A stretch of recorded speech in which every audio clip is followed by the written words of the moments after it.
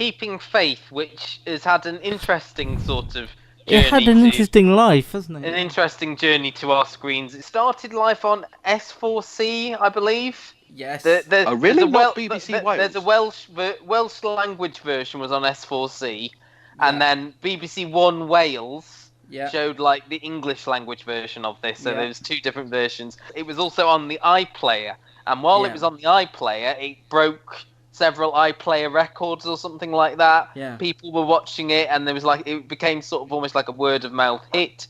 This stars Eve Miles as Faith Howells, a solicitor partner in her firm with her husband Evan, which the firm used to be co-run with Evan's father Tom.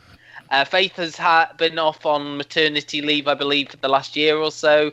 So her husband has been sort of running the firm with another solicitor. It was a junior associate type thing. It starts where sort of Faith is almost ready to go back to work. We see her sort of on the town with her friends. Then her husband basically goes out one day.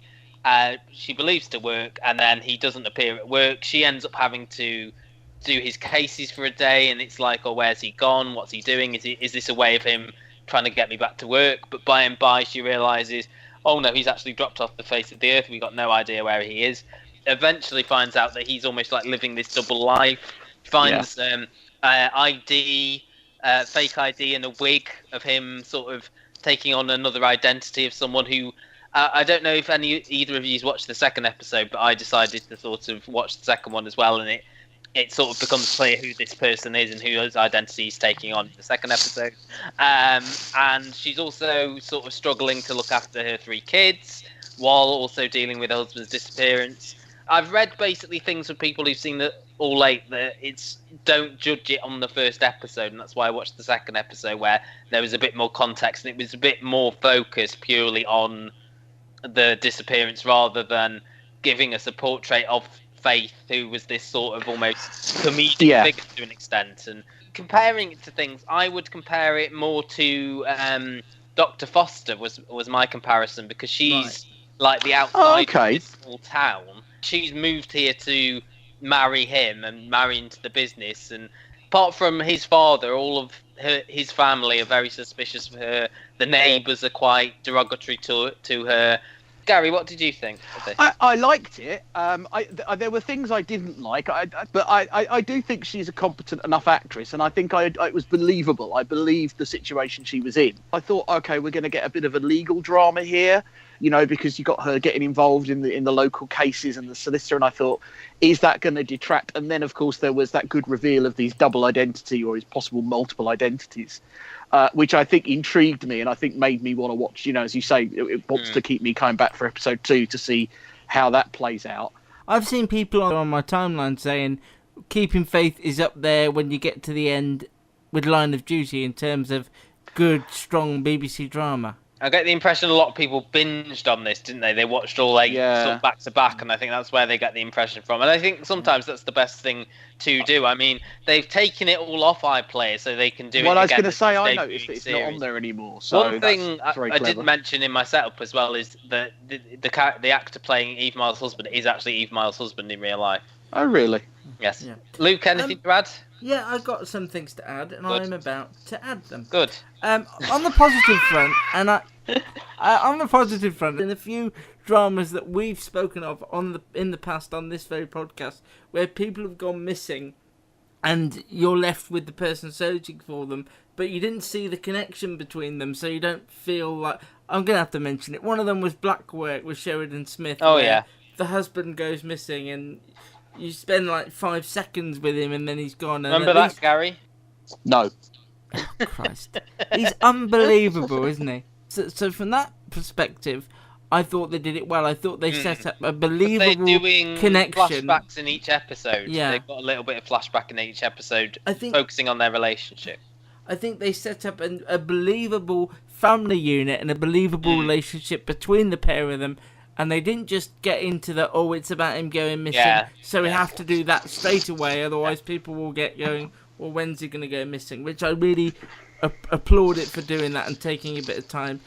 I wasn't drawn in by this first one really very much at all, and I'm going to contradict myself from previous podcasts where I say things need time to build and you shouldn't judge everything by the first episode, but in the same instance, there has to be something in there that I gravitate towards to make me, like you, want to go on to the second episode, and I didn't feel any real necessity or need to have the rest of Keeping Faith in my weeks watching, really, and I haven't really Even thought though about there's it. nothing on. Yeah, even You though just there's said. nothing on, and I haven't really thought about it since we watched it, and I'm not really connected. I mean, as it goes on, if you two start to go, no, you misjudged Yeah, it. But I at the think moment, I'm going to watch really... the third one, definitely. 'Cause, Yeah. something happens at the end of 2. That but Well, it that's feels the like- thing. I think for me, it was the reveal at the end of the episode that made me go, "No, that's clever." You It know, does that's feel a bit clever like writing. that they are trying to hook you in, because there's bits in episode 2 which are quite generic. I think, for example, you find out that the business is losing a lot of money. That's quite a generic plot point, and this might have been some of the reason for him to go missing, is that Right. he'd lost a lot of money and hadn't told her. Oh, I see. Right. It's basically her finding out a lot of things that she didn't know about him. You know, there's the insinuation that he might be having an affair or something. And I think if this was on in 2012 when we first started doing the podcast, this is the sort of drama that me then would have gone, no, I'm sticking with this because I like stuff based with family. I'm intrigued with the mystery, but I'm just not that. I'm not that sort of viewer anymore, and things need to sort of hook me in. I think Eve Miles did a really good job as a believable lead character, but I just wasn't. It was too airy-fairy for me in parts, and too family sort of 8 p.m. drama in parts for me to want to carry on. And I know I'm in the minority. between Keeping Faith and Save Me, the yellow Mac has made a real big reappearance this year. Oh, it's when it does eventually rain, everybody's gonna go and get the yellow Max. I don't think Because it's going they've to be till really August. styled Faith to be this character with the yellow Mac and the long blonde hair. Similarly, Lenny James's character in Save Me have found that yellow Mac and was wearing it throughout the series. Could there be a crossover between maybe. the two? Saving Faith Yeah. or Keeping Me? Keeping Me would be weird. It's things that I feel like I've seen before. You know, you've Yeah. mentioned a few shows that it's similar to, whereas I think Save Me I found more unique in a way. It did have that element of someone going missing again, but this I think it feels like there's more to come. I've got that impression from it. That it feels like I do like the fact that, as you say, it's a bit of what you call a sleeper hit. Mm. Those that have praised it are people that I think are reasonably well respected and have decent eye for television. So I'm keen to find out how it goes, and I'm pleased to know there's another twist at the end of episode 2. I like that kind of And thing. is there a second series? Or am I imagining that? Yes, no, they've already said that there will be.